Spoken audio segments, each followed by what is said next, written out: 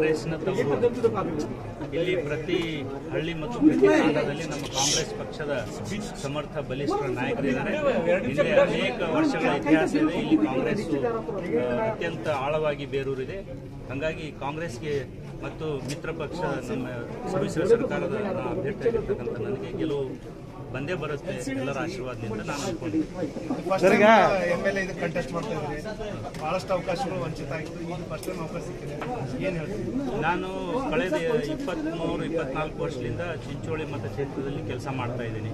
Chincholi reserve ಆದ ನಂತರ 2008 ನಾನು ಟಿಕೆಟ್ ಕೇಳಿದೆ, 2013 ಕೇಳಿದೆ, 2018 ಕೇಳಿದೆ.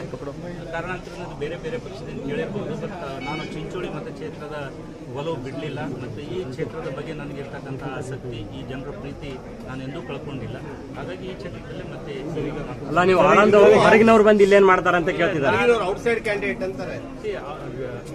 ಟರ್ಮಿನಾಲಜಿಕಲಿ ಔಟ್ಸೈಡರ್ ಅಂದ್ರೆ ಯಾರು 6-7 ವರ್ಷದ ಹಿಂದೆ ಬಂದಿದ್ದಾರೋ ಅವರು ಔಟ್ಸೈಡರು, ಅಥವಾ ಯಾರು 30 ವರ್ಷದಿಂದ ಈ ಕ್ಷೇತ್ರದಲ್ಲಿ ಕೆಲಸ ಮಾಡ್ತಾ ಇದ್ದಾರೋ ಅವರು ಔಟ್ಸೈಡರ್. ಒಂದು.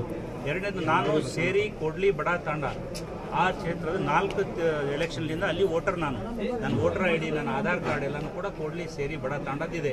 ನಾನು 30 ವರ್ಷದಿಂದ ಎಲ್ಲಿ ಕೆಲಸ ಮಾಡ್ತಾ ಇದ್ದೀನಿ. ನಾನು ಹೊರಗಿನವನು ಆಗ್ಲಿಕ್ಕೆ ಸಾಧ್ಯ ಇಲ್ಲ. ಅವಿನಾಶನು ಹೆಂಗೆ ಒಳಗಿನವ್ರು ಆಗ್ತಾರೆ?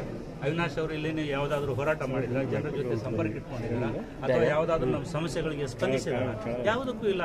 ಸುಮ್ಮನೆ ಏನೋ ಅವರು ಒಳಗಿನವರು ಹೊರಗಿನವರು ಹೇಳ್ತಾರಂತಂದ್ರೆ ಏನಾದರೂ ಉಳಿಸ್ಕೊಂಡು ಒಂದು ವಾತಾವರಣ ನಿರ್ಮಾಣ ಮಾಡಬೇಕಂತಿದ್ದಾರೆ. ಅದು ಆಗಲ್ಲ. ಆಮೇಲೆ ಇಲ್ಲಿ ದಿವಂಗತ ವೀರೇಂದ್ರ ಪಾಟೀಲ್ರು, ದೇವೇಂದ್ರಪ್ಪ ಗಾಳಪ್ಪನವರು, ವೈಜನಾಥ್ ಪಾಟೀಲ್ರು, ಕೈಲಾಶ್ ಪಾಟೀಲ್ರು ಮತ್ತು ವೀರಯ್ಯಸ್ವಾಮಿ ಅವರು ಒಂದು ಡೆಮೋಕ್ರೆಟಿಕ್ ಕಲ್ಚರ್ ಬೆಳೆಸಿದ್ದಾರೆ. ಇಲ್ಲಿ ಆ ಡೆಮೋಕ್ರೆಟಿಕ್ ರಿಚ್ ಕಲ್ಚರ್ ಅನ್ನ ಮುಂದುವರಿಸ ಈ ಕ್ಷೇತ್ರದಲ್ಲಿ ಮಾರಾಟದ ಸಂಸ್ಕೃತಿ ಪ್ರಾರಂಭ ಮಾಡಿದ್ದಾರೆ. ಒಬ್ಬ ಗ್ರಾಮ ಪಂಚಾಯತಿ ಸದಸ್ಯ ಮಾರಾಟ ಆದ್ರೇನೆ ಇಡೀ ಹಳ್ಳಿನಲ್ಲಿ ಅವನಿಗೆ ಚೀತು ಅಂತಾರೆ. ಅಂಥದ್ರಲ್ಲಿ ಒಬ್ಬ ಕ್ಷೇತ್ರದ ಶಾಸಕ ಯಾವ ಕಾರಣಕ್ಕೆ ಆಮಿಷಲಿಂದ ಹೋಗಿರ್ಬೋದು, ಆಪರೇಷನ್ ಕಮಲದಿಂದ ಹೋಗಿರ್ಬೋದು, ಇನ್ನೊಂದರಿಂದ ಹೋಗಿರ್ಬೋದು, ಬಟ್ ಇಡೀ ಕ್ಷೇತ್ರದ ಜನತೆ, ದೇಶದ ಜನತೆ ಗಮನಿಸಿದೆ. ಇವರು ಮುಂಬೈನಲ್ಲಿ 22 ದಿವಸ ಸ್ವಿಚ್ ಆಫ್ ಮಾಡಿ ಅಲ್ಲಿ ಏನು ಘನ ತಪಸ್ಸು ಮಾಡಿದ್ರು, ಇವರು ಯಾವ ಪ್ರಭಾವ ಆಯಿತು ಅಂತ ಎಲ್ಲರಿಗೂ ಗೊತ್ತಿದೆ. ಹಾಗಾಗಿ ಈ ಕ್ಷೇತ್ರದ ಘನತೆ ಯಾರಾದರೂ ಘನತೆಗೆ ಕುಂದು ತಂದಿದ್ರೆ, ಬದ್ನಾಮ್ ಮಾಡಿದ್ರೆ ಅದು ಉಮೇಶ್ ಜಾಧವ್. ಹಾಗಾಗಿ ಈ ಕ್ಷೇತ್ರದ ಜನ ಅವರಿಗೆ ತಕ್ಕ ಪಾಠ ಕಲಿಸ್ತಾರೆ. ಮತ್ತು ಕಾಂಗ್ರೆಸ್ ಏನು ಬಲ ಇದೆ, ಏನು ಶಕ್ತಿ ಇದೆ, ಆ ಶಕ್ತಿ ಮತ್ತು JDSನ ಶಕ್ತಿ ಒಟ್ಟಾರೆ ನಮಗೆ ಗೆಲುವು ತಂದು ಕೊಡ್ತದೆ ಅನ್ನೋ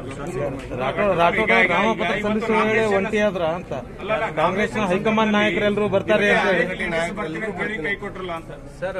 ಈಗ ಕಾನೂನು ನಿಮಗೆ ಗೊತ್ತಿದೆ.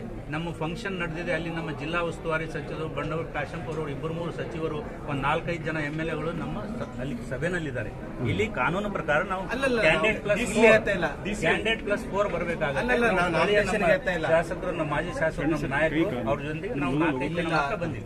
ಪರಮೇಶ್ವರ್ ಅವರೆಲ್ಲರೂ ಬರ್ತಾರೆ. ದಿನೇಶ್ ಗುಂಡೂರಾವ್ ಬರಬೇಕಾಗಿತ್ತು. ಈಶ್ವರ್ ಖಂಡ್ರೆ ಅವ್ರ ಬ್ರದರ್ ತೀರ್ಕೊಂಡಿದ್ದಾರೆ. ನಮ್ಗೆ ಗೊತ್ತಿದೆ. ದಿನೇಶ್ ಗುಂಡೂರಾವ್ ಅವರಿಗೆ ಆ ಕ್ಷೇತ್ರಕ್ಕೆ ಡೆಪ್ಯೂಟ್ ಮಾಡಿದ್ರು. ಈಶ್ವರ್ ಖಂಡ್ರೆ ಅವರಿಗೆ ಪರಮೇಶ್ವರ್ ಅಂತ ಅವರು ಇಲ್ಲಿನ ಉಸ್ತುವಾರಿನೇ ಅಲ್ಲ, ಉಸ್ತುವಾರಿಗಳು. ಆದ್ರೆ ನಾಮಪತ್ರಕ್ಕೆ ನಮ್ಮ ಪ್ರೆಸಿಡೆಂಟ್ ಅಲ್ಲಿಗೆ, ವರ್ಕಿಂಗ್ ಪ್ರೆಸಿಡೆಂಟ್ ಇಲ್ಲಿಗೆ ಡೆಪ್ಯೂಟ್ ಮಾಡಿದ್ರು. ವರ್ಕಿಂಗ್ ಪ್ರೆಸಿಡೆಂಟ್ ಅವರು ಮನೆಯಲ್ಲಿ ಟ್ರಾಜಿಡಿ ಗೊತ್ತಿದೆ, ಹಾಸ್ಪಿಟಲ್. ಹಾಗಾಗಿ ಅವ್ರು ಬಂದಿಲ್ಲ. ಬಾಕಿ ಎಲ್ಲ ನಾಯಕರು ಬಂದಿದ್ದಾರೆ.